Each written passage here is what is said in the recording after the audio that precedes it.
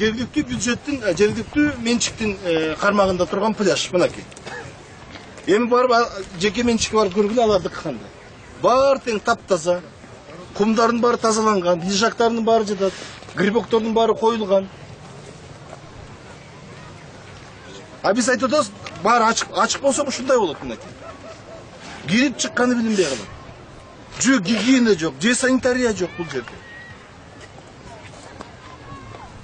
Ошон үчүн бизге ушул парка пляжынын зоналарын баарын ретке келтириш керек. Бекер болбойт. Бекер сентябрдан кийин келгенде эл келбейт, ошондо келип түшсөң болот. А эл келип атканда аларга коопсуздук керек. Аларга санитария керек. Аларга сервис керек. Мына ушулардын баарын биз кылып беришибиз керек да. Биз ошентип көлгө туристтерди тартабыз да.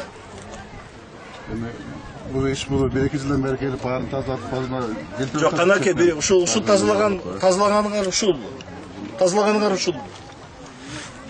Карагылачы кандай кепинде турат. Эми азыр барып жеке менчикке киргиле, аякта кандай болот?